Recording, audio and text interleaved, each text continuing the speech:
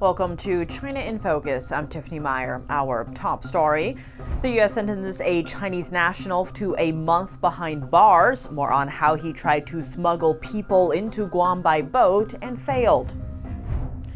President Trump stressing he doesn't want to see China and Russia work together. Could he break the growing ties between the two nuclear powers? The first thing you learn is you don't want Russia and China to get together. Tennessee condemns forced organ harvesting in China, the state unanimously passing the measure to prevent Americans from unwittingly supporting the crime. And Taiwan stepping up its defense game. For the first time ever, the island is planning annual drills based on a scenario of a Chinese invasion, specifically in 2027.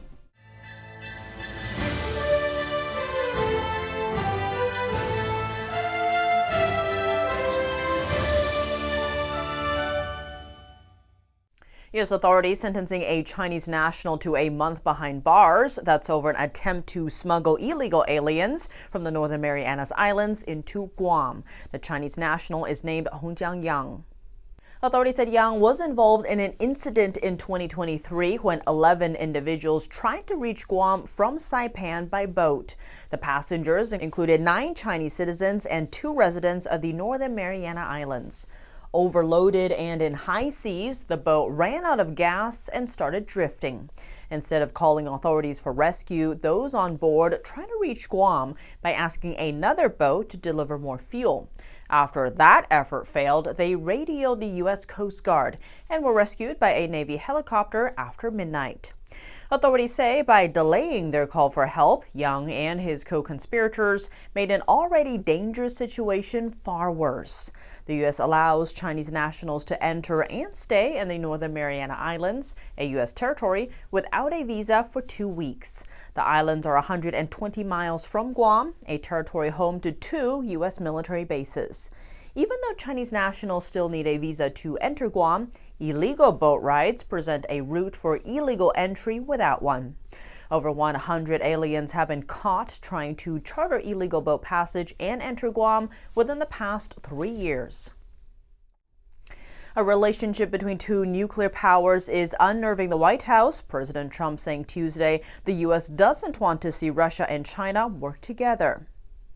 So as a student of history, which I am, and I've watched it all, the first thing you learn is you don't want Russia and China to get together. Beijing has become a financial lifeline for Moscow since the Ukraine war, and Chinese and Russian power projection has reached America's front door. In 2023, U.S. officials said 11 Chinese and Russian ships met for a joint drill near Alaska's Aleutian Islands. But Trump is casting doubt on that partnership.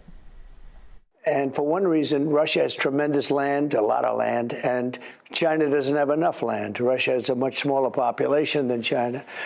And it's sort of it was always a natural enemy situation. They're probably friendly now, but we're going to be friendly with both. I think we're going to be friendly with both. China needs us in terms of trade very badly, but we have to straighten out the deficit. We have now more than $1 trillion deficit with China. It's not even believable. And we're going to be doing something about that. And with Russia, they would like to have some of our economic power. He added that Russia has valuable resources that could benefit the U.S.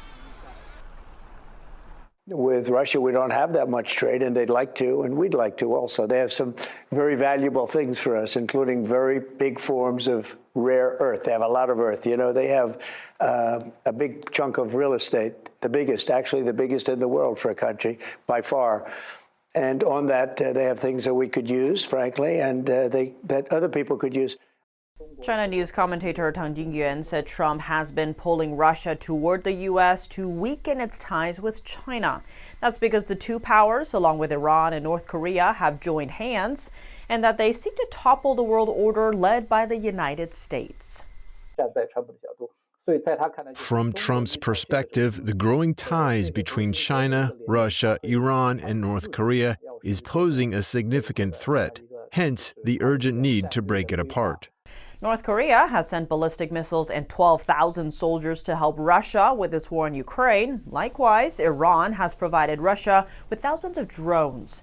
In turn, Russia is helping Iran improve its military, something that could make it harder for Washington to rein in Iran and its nuclear ambitions.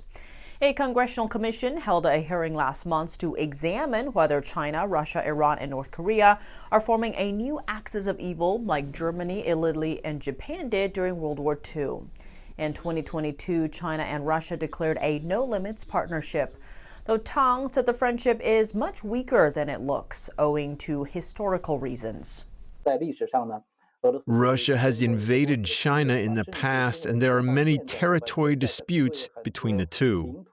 Tang also noted that Putin wouldn't be happy acting as a junior partner to Beijing. A Chinese idiom says two tigers cannot exist on the same mountain, meaning two capable people can't coexist in the same place. Both China and Russia are major powers in Asia, so China's power expansion poses a threat to Russia. He noted Russia has taken a backseat in its partnership with Beijing because the Kremlin has grown economically dependent on China due to the Ukraine war. For Putin, a junior partner role like this isn't acceptable, both in terms of psychology or the national interest perspective. Trump and Putin agreed to an immediate ceasefire on all energy and infrastructure in Ukraine on Tuesday. Also in the call, the two leaders agreed a future with improved relations has huge upside for both the U.S. and Russia. That includes enormous economic deals in peacetime. Tang said the move signals that Trump could help Russia to cut itself loose from its economic reliance on China. An effort in Tennessee to condemn forced organ harvesting by the Chinese Communist Party. Tennessee lawmakers unanimously approved a bill to prevent the state from unwittingly supporting the crime. The bill is now headed to the governor's desk where he can sign it into law. The bill addresses two concerns: China's access to mass collections of genetic data and state-sponsored organ harvesting from prisoners of conscience. It would ban Tennessee health insurers from knowingly providing coverage for transplants and post-transplant care for operations performed in China or involving organs that come from China. It also seeks to keep Americans' genetic data from getting into the hands of countries hostile to the U.S. Tennessee State Senator Adam Lowe said he's worried the Chinese Communist Party could use Americans' genetic material for anything from biowarfare to black market organ transfers. For the first time ever, Taiwan set 2027 as the year China might launch an invasion, a date also identified by the Pentagon. Taiwan's statement comes alongside increasing aggression from the Chinese military. The Taiwanese Defense Ministry just released its 4-year National Defense Review. The report reveals plans for the island's largest annual drills. For the first time ever, this drill specified a particular year for the scenario of an attack from China, 2027. Taiwan government didn't give further details on why. But the head of the Chinese Communist Party did mention 2027 as related to the timeline of the Chinese military becoming a, quote, modern military. The Pentagon has also been aiming for readiness in case of a conflict with China by 2027. Would the U.S. come to Taiwan's aid if China invaded? Here's what Taiwanese Defense Minister Wellington Koo said earlier. I believe the United States cannot withdraw from the Indo-Pacific region, as it is their core interest. The Taiwanese Defense Ministry also set a major goal in its National Defense Review to increase its defense budget to more than 3% of Taiwan's GDP. It's worth noting that compared with the last review from 4 years ago, this year's focuses on deepening Taiwan-U.S. military exchanges. That's including intelligence sharing, joint military exercises, and weapons sales. Since the start of his second term, President Trump has imposed sweeping tariffs on trade partners, including some of America's closest allies. He cited various reasons for the levies, like fentanyl trafficking, trade deficits, unfair trade, and other countries imposing tariffs on U.S. exports. One aspect of unfair trade is the way some Chinese manufacturers use extremely cheap forced labor to lower prices, harming American manufacturing sectors. Will tariffs on Chinese goods help level the playing field? NTD's Carrie Dunst spoke to Vance Ginn, president of Ginn Economic Consulting, to find out more. Ginn was chief economist at the Office of Management and Budget during Trump's first term.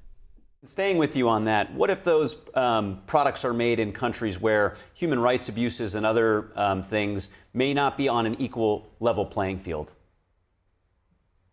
You know, this is a key point, and I don't want human rights abuses anywhere. And I want freedom and liberty for every person, no matter where they are across the globe. That's part of my Let People Prosper sort of movement that I'm trying to work on.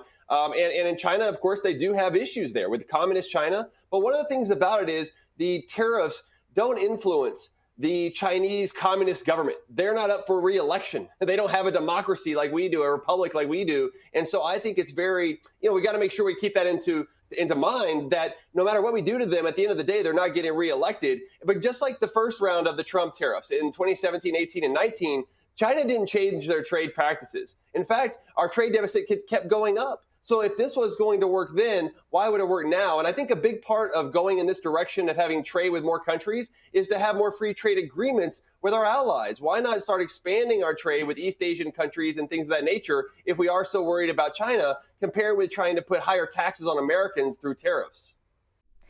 In a new post on Truth Social, President Donald Trump said that he's authorizing the use of coal-powered plants for energy production.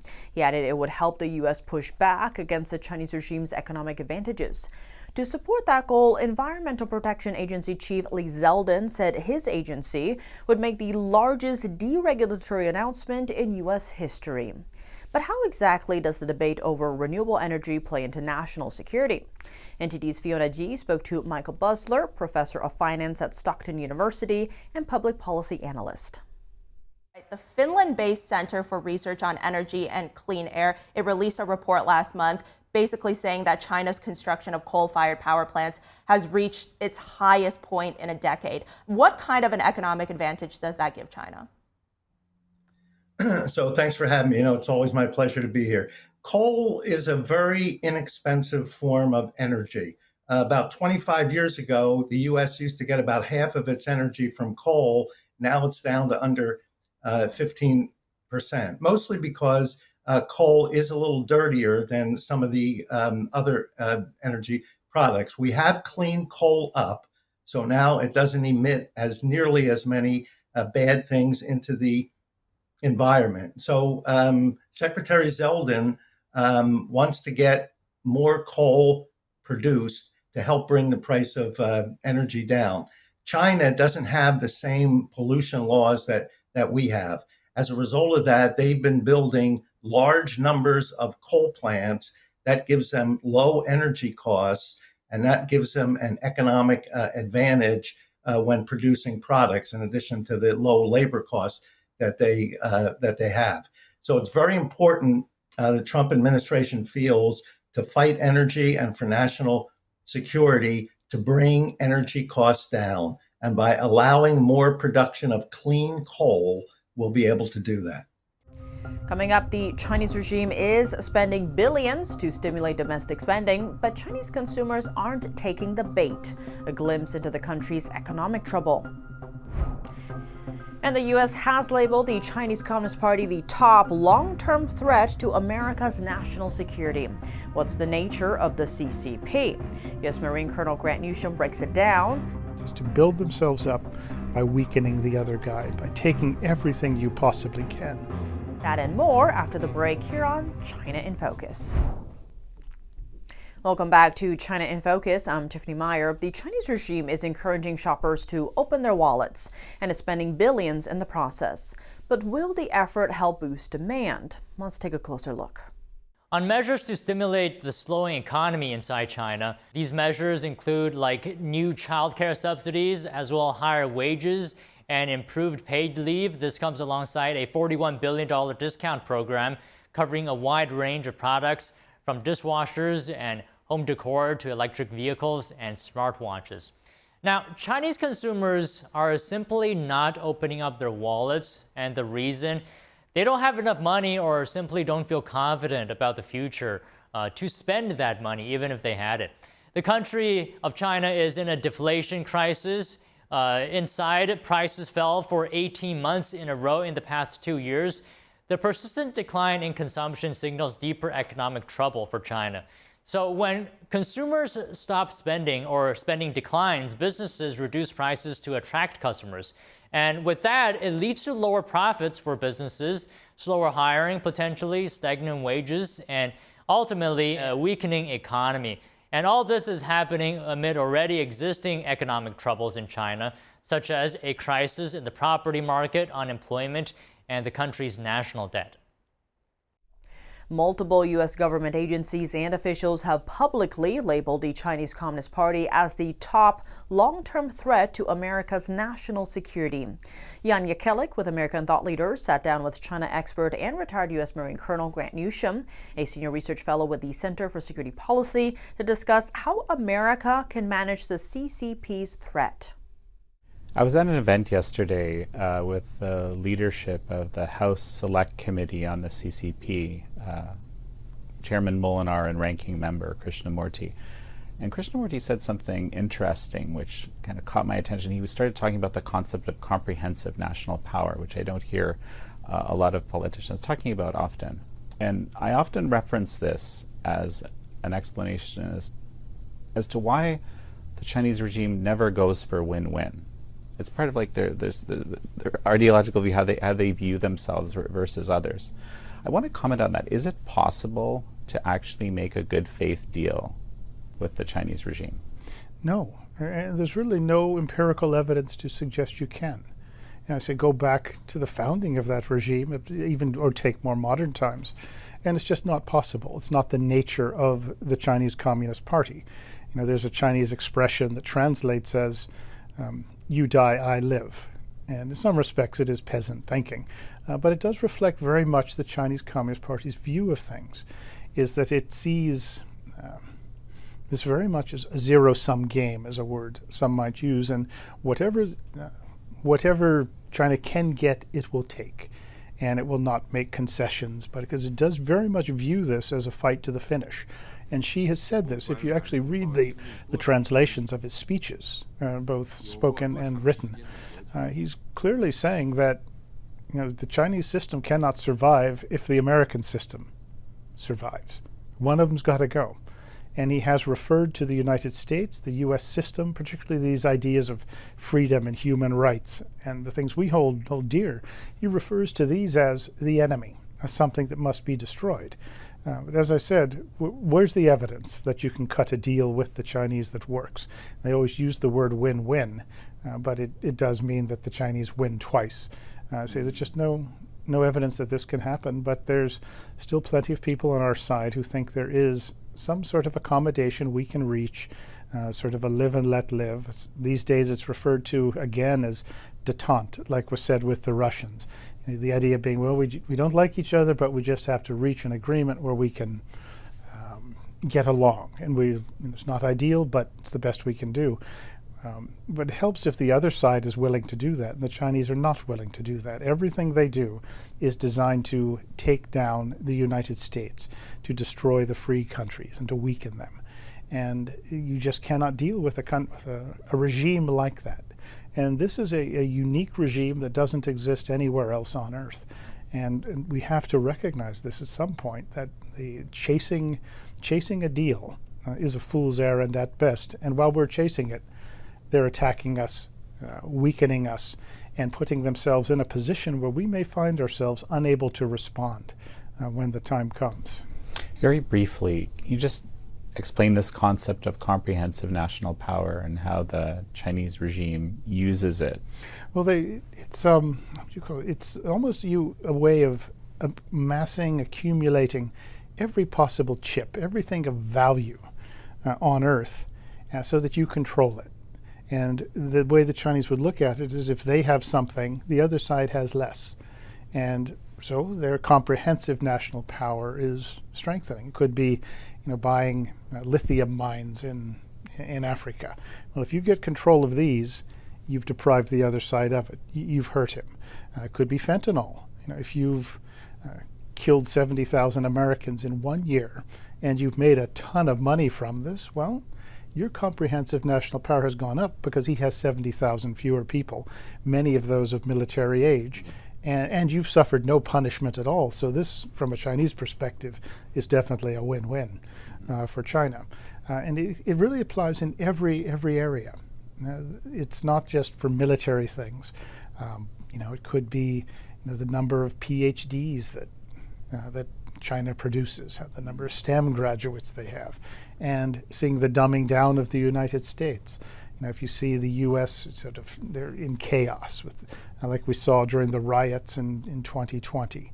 The Chinese don't just look at this as disinterested spectators, but they see, very good, they're weaker, we're stronger. And it very much is, the idea is to drive down your opponent. It's not a competition, but rather it is to build yourself up by driving the other side down. It's not to have a fair competition and like two rental cars competing against each other. Another example, take the Pacific Island nations.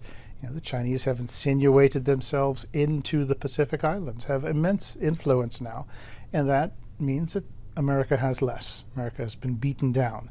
Latin America, you look at these graphics that are easy to find compared to 20 years ago, you see it's all blue because this is where America was the main trading partner. Now it's almost all red. Once again, the Chinese look at this not as a fair fight, but rather as setting the other guy up for failure. And the same thing applies to Africa and many other parts of the world. So this is how the Chinese perceive things. It is to build themselves up by weakening the other guy, by taking everything you possibly can. There's no idea of reciprocity at all, or even any sort of moderation. It's a bit like a fat man at the buffet, he's already full, but he sees this new tray of eclairs coming, and he's got to have them all for himself, and he grabs them.